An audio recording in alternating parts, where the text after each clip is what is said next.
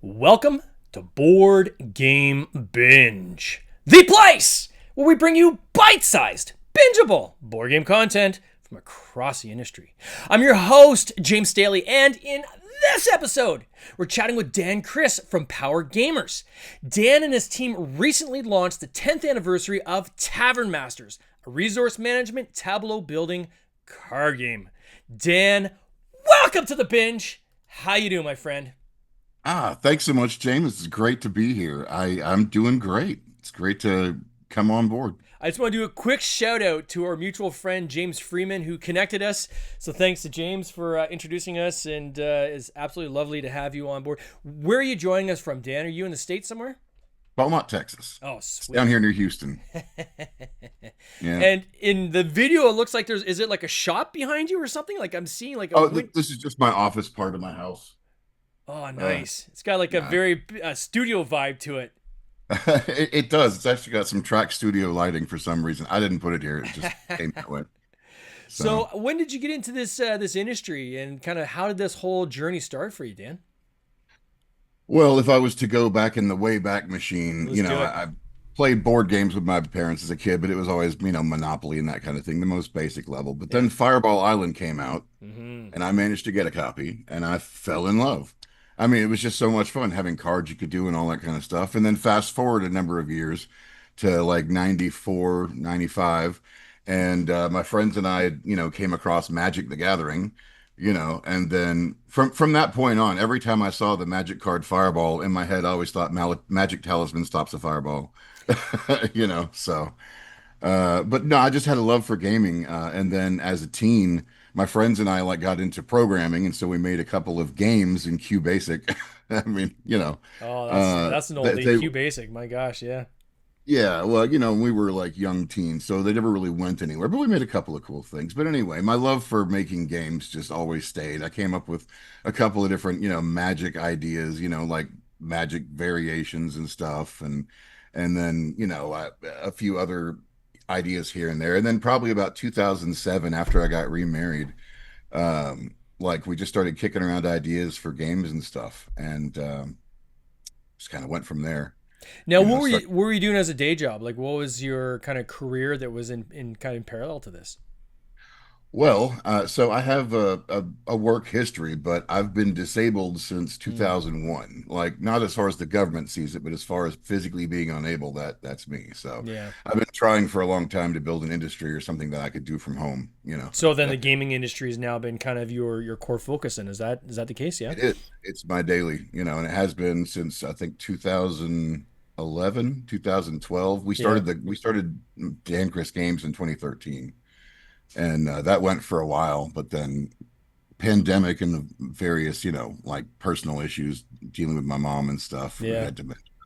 It was Now, just impossible to keep up until we teamed up with Joe and made Power Gamers. So it's amazing the number of people I've talked to that the pandemic was kind of the spark that initiated their entrance into this industry in a serious way. Like there's a lot of people that were dabbling, but mhm. man, when you're locked in your house and you can't leave, it is shocking the amount of creativity that you can come up with to start filling your time, right? Yeah, And yeah, a lot of people start saying, "Hey, I've had this game idea that's been kind of floating around.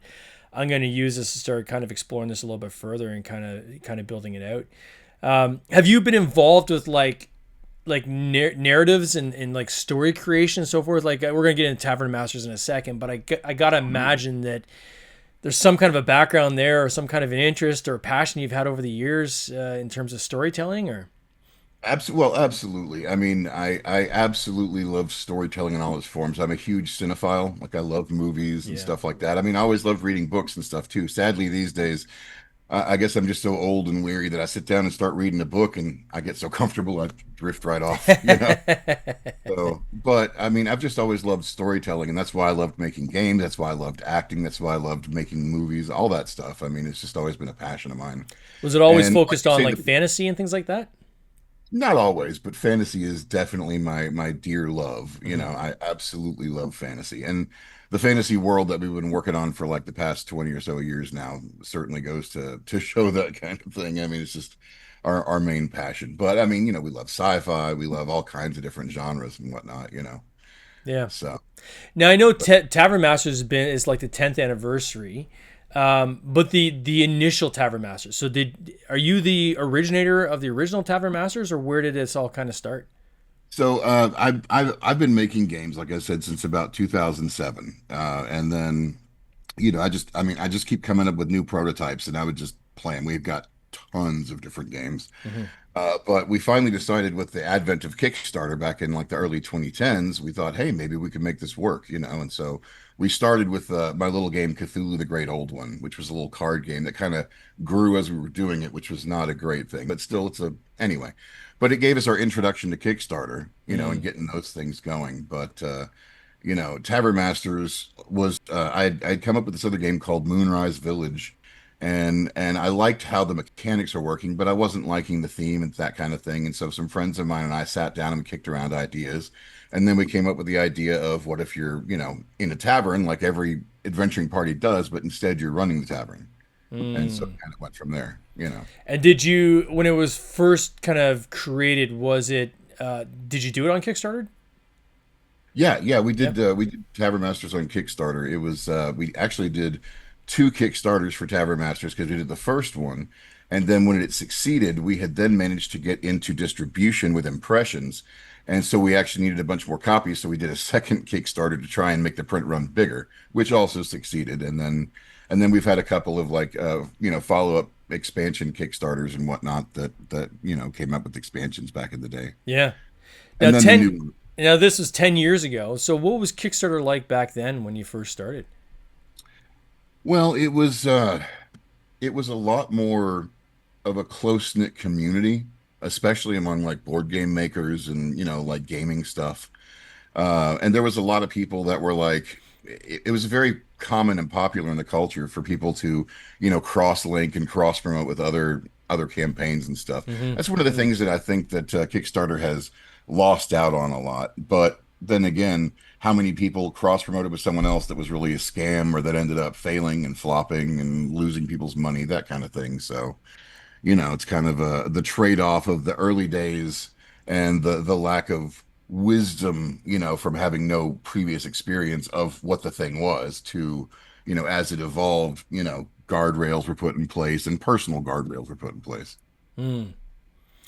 And But then, it's yeah, sorry. when I think back to like, because you go back 10 years ago, like that's when like Jamie Stegmaier started, right? Like when you think Yeah, back to some of the OGs in this industry, and it was very much about here's what we're trying to do, help us kind of figure this out and make this kind of vision a reality, which is very yeah, different than it is now. Right now, it's a pre-order system, right? right, And if you're not kind of all polished and ready to go, good luck getting funded, right? Whereas right. back in the day, it's more like, hey, I got this kind of idea. Here's some kind of sketches, or 60% finished. Help us Yeah. finish creating this thing, right? So and then you got a lot more community involvement. So did you find there was a lot more of that kind of interaction with the Well, fan base? there was some. I mean, there was some campaigns that were obviously bigger ones. Yeah. For instance, I had been planning my Cthulhu the Great Old One campaign for like 9 months, building up to it and all that kind of stuff. And then, literally a week before my campaign launched, Sandy Peterson launched Cthulhu Wars. And so it ate up, every last bit of Cthulhu attention. And on top of Yeah. that, I wrote him. I was like, "Hey, we're both Kickstarter creators and stuff. Would you be interested in doing a cross promotion, that kind of thing?" Never heard one word Yeah. back, of course. So Yeah. It kind of sucked the air out of the room, so to speak, right? yeah, yeah. But really, like the days when you could actually just put up like a couple of drawings and some ideas.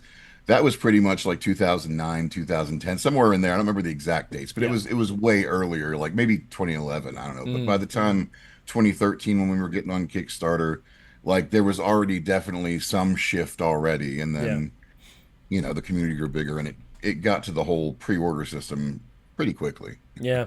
And then how have you carried your community from kind of when you first started through to now? Like what kind of community involvement and engagement is there in Tavern Masters? Well, I mean, we have a great online community from people that we've met through the campaigns and stuff like that. And I love talking to them.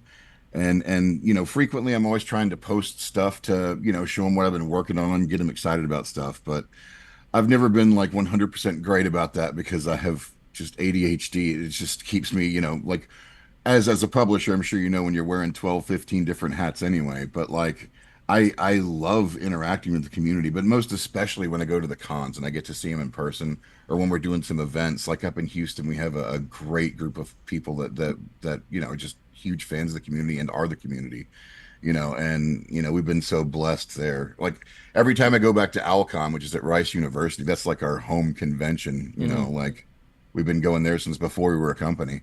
And then this year we got to be back after a couple of years of not being there and finally having new Tavern Masters and new products, and it was like a homecoming. People were really excited to see us there, and it was a very warm welcome, For those who like a don't know warm Tavern return. Masters, and it probably makes sense to actually get you to explain for the audience that maybe you've never heard of Tavern Masters what it's all about. Can you talk about it and like kind of like talk about the world first, and Sure. then kind of like how this game plays and how people can get involved? Yeah, well, the world is actually a big subject because it's the world of Destiny, which is this, our in-game world that my wife and I have been building for the past 20 years or so. But Tavern Masters is just like it's all a very high fantasy world. It's I would say generic, but not generic. It's meant to incorporate a lot of, tropes and ideas and put them together in a very, cohesive setting and that kind of thing. Mm-hmm. And so, like for instance, in a lot of worlds, you'll have like here's a vampire, but in the world of Destiny, like you talk about vampires, and you're talking about a lot of the vampires from, our own mythology put into this world setting in ways that fit and make sense. So there's no like all roads kind of lead to Rome, if you will, but Mm-hmm. there's a lot of different pathways. So but so just having this fantasy world like Tavern Masters is just a way to explore the part of that where it's like the taverns, which is, like every adventuring party stops at the tavern or begins an adventure at the tavern or ends an adventure at the tavern. But we wanted to, get into the taverns themselves. So in the game, each player is actually running their own tavern. Mm. And you have a tavern deck, which has your goods and your staff, and the goods are like drinks, food, games, and then a few other little random things that aren't like a type. And then it has your staff that you can hire, and then you have your patron deck. That is, you draw the tavern stuff during the day, and you can play it based on the gold you have, and it stays out there. And then what you have lets you play your patrons that you draw at night. So if you have someone that wants mead, and if you have any mead in your tavern, you can play it. And then the patrons will usually give you a gold at the end of the night, but some of them will give you more, and then they go away unless they have a like. Maybe they like entertainers. If you have an entertainer, they stay till the next round, and they keep staying as long as you have whatever it is they like. And so it's an engine builder because you're basically just building up your tavern to be able to play patrons and keep them coming in and keep them staying in Mm. to get more gold, to buy more things, to fix up your tavern more. And then the base game, whenever any player ends a round with 20 or more gold, the game ends, and whoever has the most wins.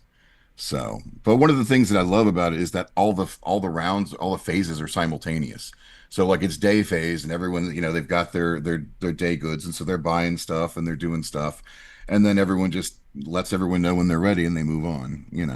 So in Uh, terms of like how you get achieve these objectives, so I guess each of the patrons that come in, their card will outline, hey, this is what they're looking to purchase, and this is what they're going to give in return, or how does that kind of functionality work? Right. So I tried to keep it nice and simple, for easy UI UX, if you will. But basically, it's a lot of keywords and key symbols. So you might have like I said, if you have like three base drink types. You have ale, wine, and mead. And then you also have like brandy, and then you have, some different food types. So most of the patrons are just going to want like any drink or mead or wine or Hmm. ale. And that's what lets you play everything. And you don't have to have a one for one. You just have to have it in your system. So every new thing you're adding gives you more opportunities to play things. And then you have some patrons, like for instance the sorcerer. He whenever you play him, he lets you go through the discard and play in like any other mage from the discard for free. And there's like, and so other ones will give you more gold if you have any mages in your tavern, or if you have any soldiers in your tavern, or this and that. Some things will let you play soldiers for free, and so as long as it's got the soldier symbol on it, you can play it for free. There's also noble patrons who you can't play based on wants because they don't have any wants, so you have to have something that specifically lets you play noble patrons. But to keep it simple, all patrons give you 1 gold during counting the till, which is the end phase of the round, and nobles give you 2 gold. And then, of course, each of them, some of them have different things they'll give you more gold for or let you do other things with. And how do you track the like the gold? Is it similar to like Dominion where it's cards, or do you have physical tokens, or how Oh, do you track it? we have physical gold coin tokens. Oh, that's cool. I love coins. I've always collected coins. And we actually, Do you have upgrades with like the metal coins or? metal upgrades. I Oh don't know how yeah. well you can see it, but Oh, people love the metal. yeah, nice and thick too. That's Like, cool. but yeah, no, we love metal upgrades. We love coins in general. In fact, with the new edition of Tavern Masters, we actually put out like a little treasure chest that has like I think 2,800 gold value in it between the coins. We had to make 25s and hundreds as well Hmm. because people like playing Tavern Masters far beyond the 20 gold. Like Yeah. especially with all the expansions. So, And do you have uh, like a mega box? Because I imagine with these different expansions and people collecting cards over the years, you would almost again like a Dominion, you'd want to have like kind of a mega box to put everything in.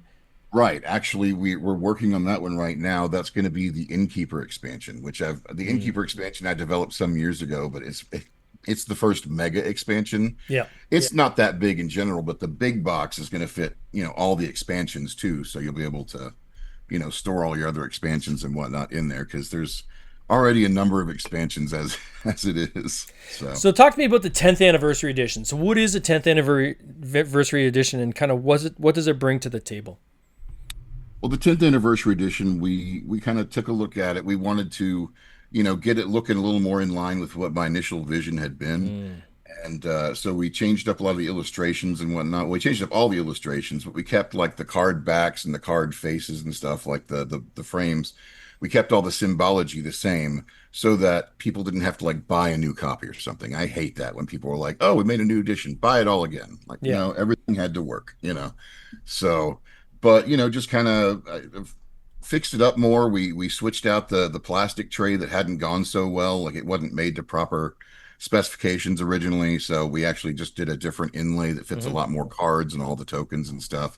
We added a lot more coin tokens to the game. We also added in 5 gold tokens where it was only ones and tens before.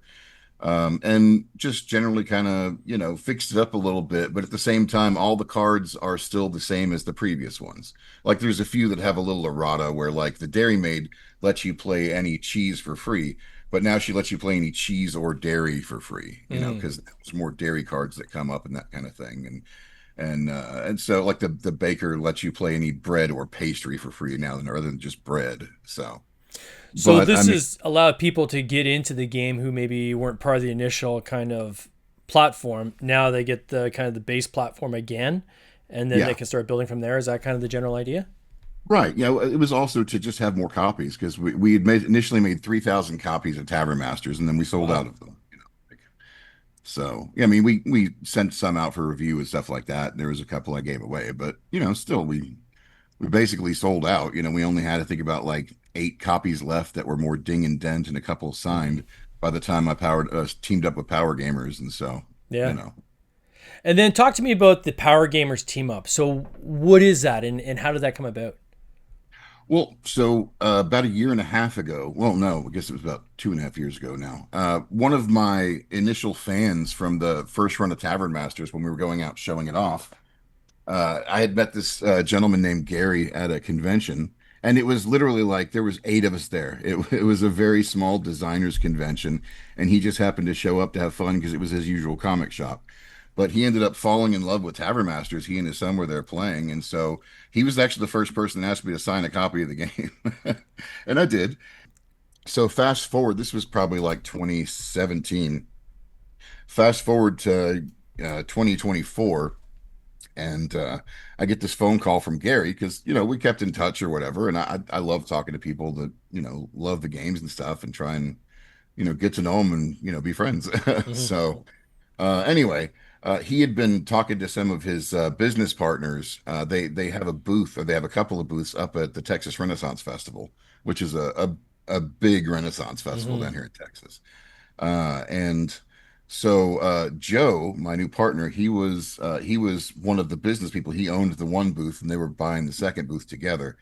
And so Gary's like, y'all got to play this game, Tavern Masters. And he sat him down to play it, and they fell in love. So they had a ton of questions. So Gary just calls me, and they're like, Dan, what's going on? Anyway, so he calls. We talk for a while. All of us are on speakerphone chatting and just joking it up. Joe falls in love with the game, becomes just massively addicted, as he puts it, and he starts playing it with everybody, and he starts like mastering all of the like all of the different mechanics and how to do everything, starts working on his own idea. But then he messages me last February and says, "Hey, we got these booths at TRF. I'd love to carry Tavern Masters." And I said, "Well, I'd love for you to, if I had some copies for you to carry."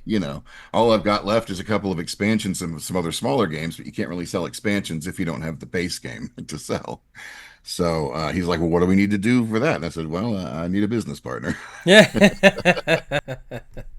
So we teamed up, and we got Tavern Masters 10th anniversary fixed up. I was able to put out four more expansions that I had been working on for a long time that it's never had the chance to release. Wow. We re-released two 10th anniversary versions of the first two expansions, the Dirty Deeds and Games of Chance, and then put out that chest thing. And so we've been working on more stuff since then. He came up with an expansion idea for barbarians, and I had been kicking around the idea of doing like a separate realm expansion that could be played as like an expand alone. Hmm. And so those ideas kind of converged, and that's the next thing we're putting out is the barbarians expansion that you can play in place of the base game as well, and still use all the expansions for. And I write that one down. Expand alone. I haven't heard that one yet. That's actually good.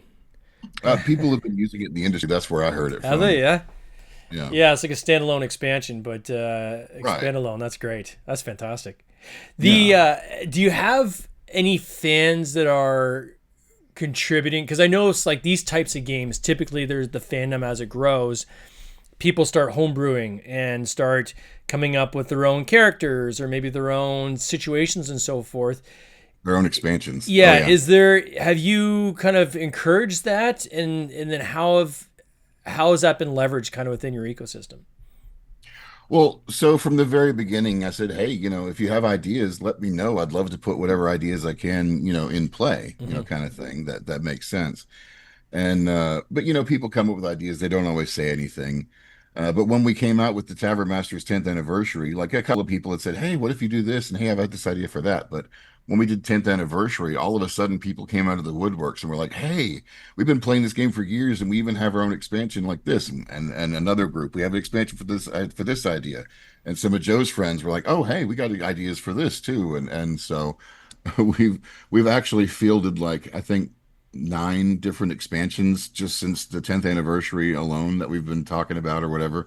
Now, some of them are just smaller ideas. Some of them were already trying to implement something that we already had things that we were implementing. Like one of our community had come up with an idea for like collectibles and curios, like trophies and stuff. And I was like, well, that's actually an innkeeper, Hmm. so from the treasure deck. So but I mean, really, just we love working with people to come up with cool ideas. I mean, I make games because I love games. I love playing them, and so I make the games I want to play. I only sell them because I have to you know keep a house around me to keep doing it. Yeah. But I mean, even at the worst times when I have there have been times being in my situation where I didn't know what path forward to do, and even then I'd still be like, oh, I have an idea for a game. I should write that down. Yeah. Like, obviously, I have a problem. And I know when you look at like let's go back to kind of Magic the Gathering and some of the inspirations you had earlier in your journey, like the natural inclination to think, is there like a TCG component to this? Is there any rare cards you have that you've done along the way, or have you ever created some small runs of, here's some elements that only a select few, like, is there anything like that in there? Like So I've been going actually, down this PSA rabbit hole recently on Pokemon. I'm like, this got to be coming into the board game industry. yeah. Well, actually, there are some things. For instance, whenever we print promo cards, we only print the base minimum order quantity of 1,000 Hmm. of each promo card, and that's all that ever gets made. We don't reprint them. Now, I mean, there's a few like cross promotion things that we will reprint when asked or whatever, but those are obvious, cross promotions. They're not our promo cards, Hmm. right? So promo cards, we have a no reprint policy, and you know, and so that's somewhat of a collectible thing. And then we love putting like other promo cards that are made for the game. Like in my game Sixpence Bakery, there's two promo cards for Tavern Masters in there that they're in every copy of Sixpence Bakery, but they're Sixpence Bakery related promo cards for Tavern Masters, and they're actually pretty cool cards, you Hmm. know. But actually, in the new stuff that we have coming out right now, we're getting ready to go to print with our pint size expansion, and one of my newer card games. It's actually one of my oldest card games, but new to release. It's called Warriors of Destiny, and in both of those are set in the world of Destiny. So each of those is actually not that they have promo cards in them for things between each other, but there's also going to be a random lore card put into each one. We're making a set of lore cards. It's 60 cards, and we're going to be putting one randomly in all of our products for the next 2 years or whatever. No, that's cool. And then we're also, so that people can actually collect them if they like the lore cards, we're going to put them out in 10 card packs that you can just buy random packs or whatever. And there's no like rare cards of the lore cards, they're all just equally distributed. However, in each of the packs, there is one Tavern Masters promo card. And these promo cards, these are basically like going to be essentially ultra rare because there's 20 of them in this set, and there's only 200 of each that'll ever be produced. Oof, there we go. And so Yeah. each pack, there's no one's not more rare than the other. There's just 20 of them. And, in each 1,000 packs, there's 50 of each, basically. So, we'll see. But there, again, the cool thing with Tavern Masters is that they're cards that still go into a shared deck. Yeah. So, it'll be cool to have, but it's still who knows who's going to get it and get to play it. To me, it seems like there's a natural kind of synergy to cooperate with other fantasy-based games that are on the market. Have you reached out to some other companies that have fantasy-based games, say, hey, like, why don't we do some collab here where your characters can come into our tavern? Oh yeah, I have in the past. As a matter of fact, with this previous Kickstarter, there was a couple of other publishers who I had talked with about some games of mine in the past, and so I wanted to show them some love, like the old days of Kickstarter. And so I advertised their campaigns because Ellsra Games was running a campaign at that Yeah, time, and Aaron's a great guy. And so he let me take two of his characters and make Tavern Masters cards for them as patrons that I gave all my backers and stuff if they went and checked out his page. that's cool. And I did another thing like that for Moon Saga Workshop for their game Parks and Potions.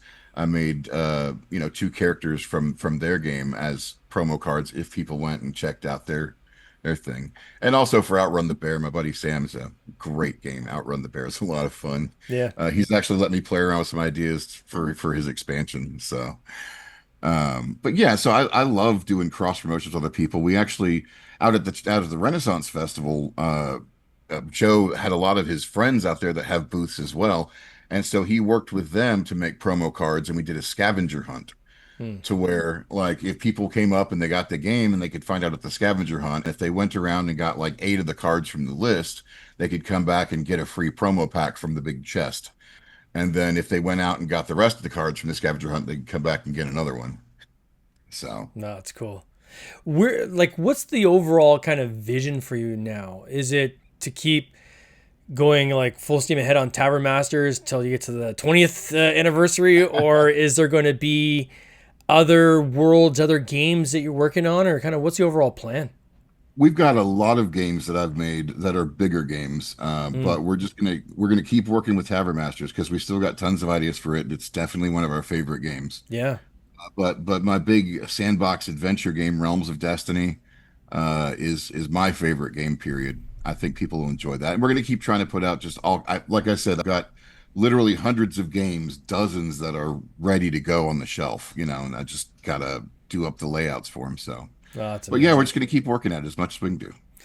Well, Dan, I want to wish you all the best on Tavern Masters. This sounds so awesome. And it's so cool when I hear about these long, kind of standing, integrated universes, quite frankly, narrative universes that people create, where they just continue to play within that area. And the fan base, I'm sure, are just absolutely loving it. And it's got to just be a hoot when you go to these conventions. And I can't wait to see how this turns out for you. Oh, well, thanks so much, James. I really appreciate it. All right, buddy. Well, you enjoy it. Have a great one. Thanks so much. You Take too. care. Cheers. Have a wonderful day.